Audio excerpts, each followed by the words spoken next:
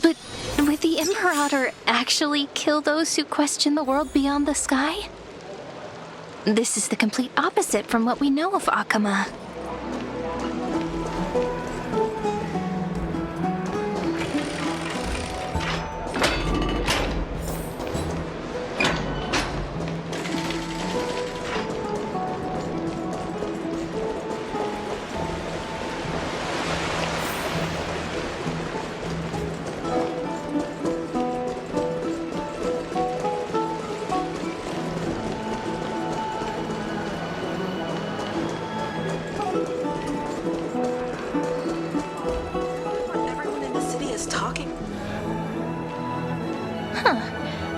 These two are...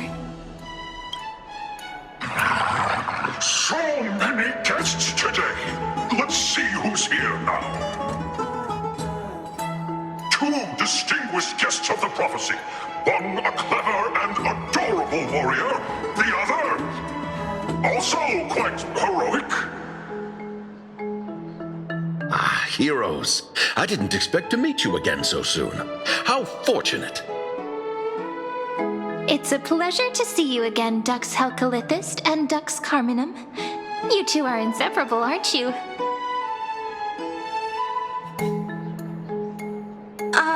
This is... She wants to find someone to help with research for her new work.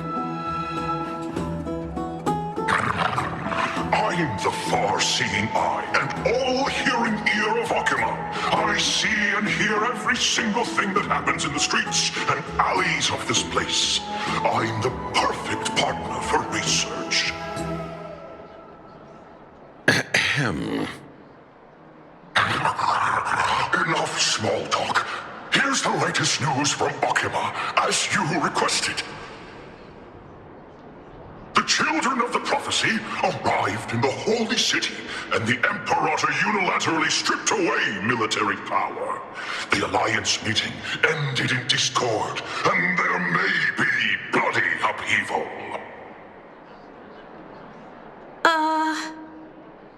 As expected. I get the feeling you might have embellished a bit to keep people's attention. I swear on my stone mane, I would never do such a thing. But if you wish to quell this terrifying news, perhaps a more explosive topic would help. Never mind. While the influence of rumors can be minimized, the fact remains that the great Imperator did swiftly consolidate military power in an almost threatening way. It's undeniable. Heroes, I know the Imperator's way of doing things may seem a bit autocratic to outsiders, but soon you will witness her blade dance with enemies on the battlefield.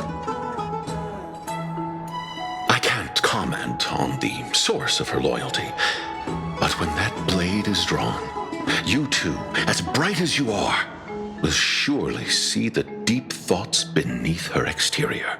The Imperator's blade. Is he talking about Miss Hysilenss? I sense some unease in Dux Helcolithist's words. It seems the Imperator and Miss Hysilenss share a much deeper bond than the others do.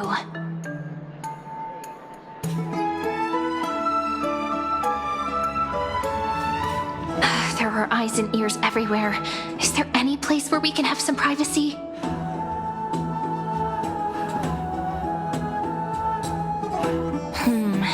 To understand the Imperator's secrets, we have to get past Miss Hysilenss.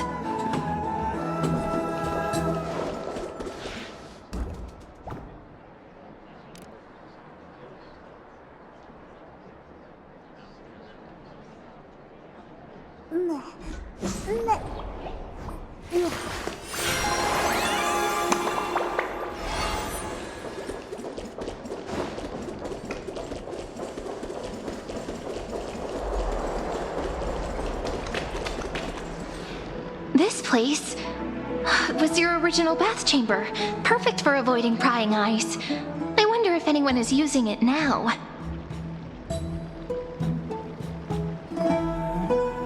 Huh? The smell is... Wait, don't go in yet!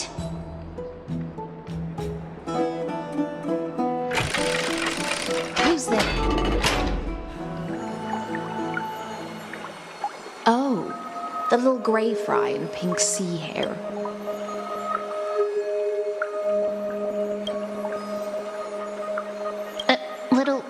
Little sea hair?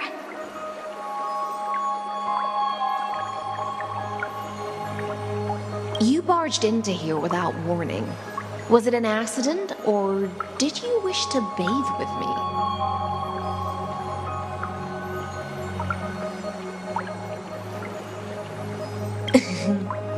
Is that so? But your eyes shine brighter than pearls. Sorry, we didn't mean to disturb your bath. We'll leave now.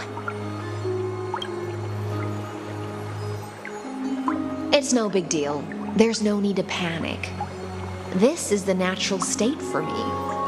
People on land force themselves to wear clothes, adding unnecessary constraints. Forget it. If Duck's Goldweaver heard that, she'd scold me again. All right. Please make yourselves comfortable and wait a moment. Let me first wash off the blood of the hunt, and then I'll attend to you two.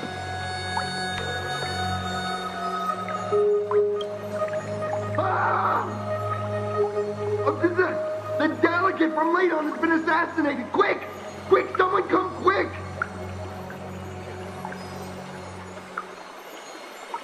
Ah, the broken crab shell surfaces.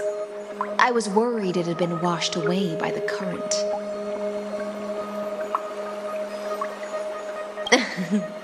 Just a regular cleaning. No need to be so surprised. I see. No wonder there was a faint smell of rust in the air before I even entered. Why? Is it because the Ladonians refused to contribute troops to the Flame Chase journey? Or just because they offended the Imperator?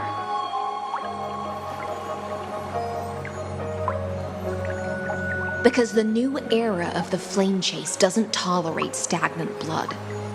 For the ignorant masses who cling to outdated laws, only bloodletting can wake them up. Right now, the rebel forces on the frontier are rising, and Ladon has been secretly supporting them. They loudly chant the slogan, "Return to the era Chrysia," unwilling to relinquish military power. They're just building momentum for the rebellion.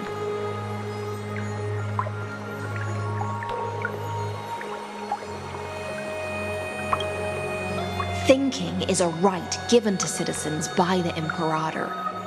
I won't interfere with your thoughts. As long as you don't try to reverse the current of the times, you and I will both be free. But, Miss Hysilenss, I can't even hear the slightest hint of joy in your words. Because I've already tasted ultimate freedom. Long, long ago, I lived in the sea. In that lightless abyss, far beyond civilization's reach, the great fish consumed the small. And when the great fish perished, their bodies became sustenance for the newborn, nourishing the whole ocean. This is the tide that carries civilization forward. Anyone may be devoured, or meet the fate of inevitable decay. Are you suggesting that ultimate freedom is in fact the cruelest fate for life? I only mean that if life wishes to preserve its dignity, it must first be bound by the law. There's no need for me to say more, little sea hare. We're of one mind. Whether the Imperator's law can guide the schools of fish and lead us to a truly free ocean, let us wait and see. But for now, let's pause this heart-to-heart. Another fish has come, following the scent of blood.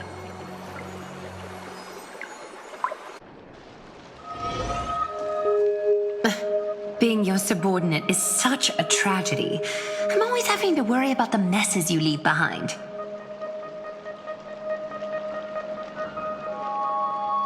It's simply our duty to the Imperator. All ready to go in an instant. Miss Hysilenss, you truly are impossible to predict. Yet you, a golden trout who's always busy all day, suddenly have the time to visit me? Do you think I wanted to come?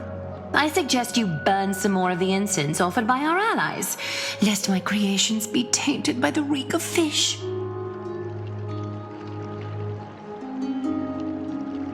I'm only here on the Imperator's behalf to remind you to prepare for the banquet. Fine. But I must retort. What you call the reek of fish, to me, is the unique fragrance of the sea. Besides, if my fine clothes get stained, won't you just gift me new ones? I won't.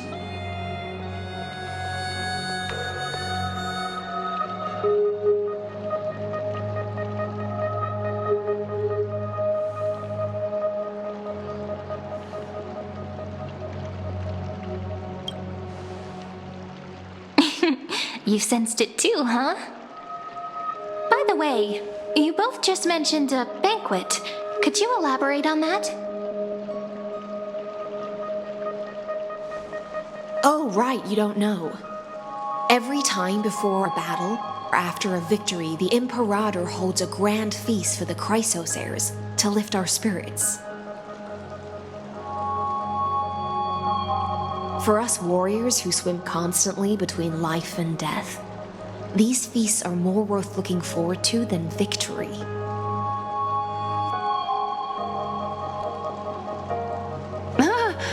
A banquet to prelude the hunt for the god of banquets, and honey brew as a tribute to commemorate the ancestor of honey brew.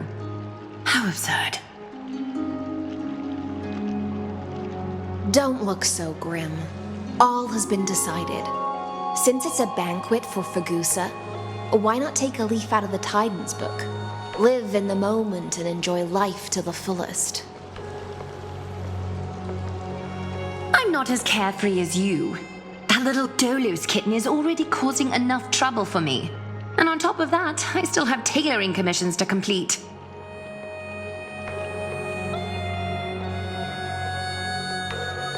By the time the cool flame illuminates my eyes, I might not be able to focus as I used to. Glaya's eyes. Curious about these eyes? People often compare them to jewels. But I've already made my decision to ask romance for eyes that can see everything. I wonder what this world will look like when I take the divine authority.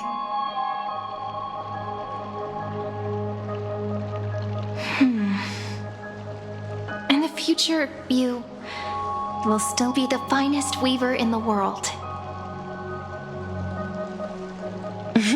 Is this also a prophecy from the Three Fates? It's even more accurate than a prophecy. After all, he has already witnessed it, right?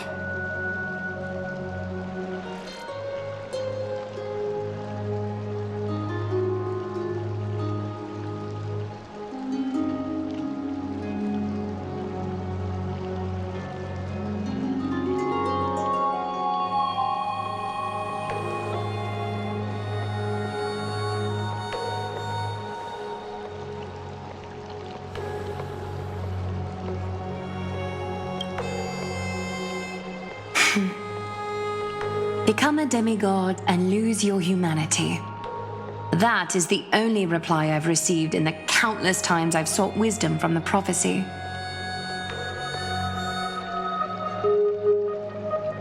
But Destiny's fragments are like stitches. Before they're threaded into splendid garments, no one can see their true charm, can they?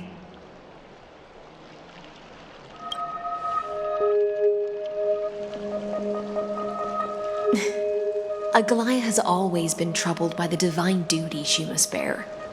But thanks to you, she seems to be in much better spirits.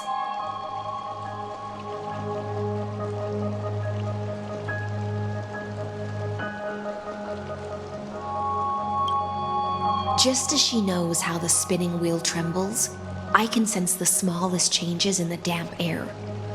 As for whether we know each other well, I've swum beside her since she was a child. Most of the time, I can understand the whispers in her heart. For those words she was too shy to say herself, I'll raise a glass to you on her behalf. Now, I leave this bath chamber to you. Rest well and prepare yourselves. After all, every time we drink and talk could be the last celebration we have in this life. Miss Hysilenss has given us the bath chamber. It seems she really does do whatever she wants.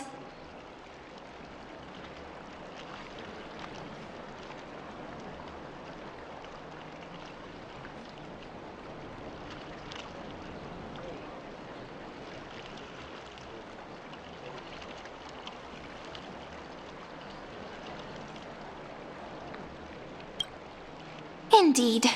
But she could return at any moment. If we're having an important discussion, we must remain vigilant.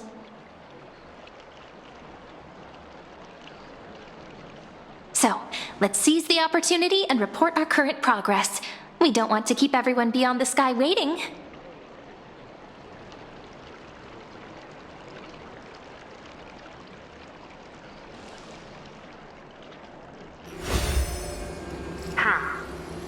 First, while that little empress with a candle stuck on her head didn't explicitly say it, she firmly rejected your request to take over the law. Fair enough.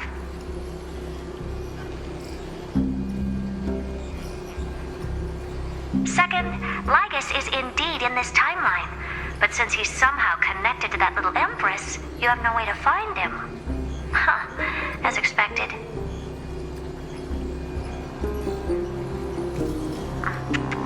The road ahead will be long and difficult.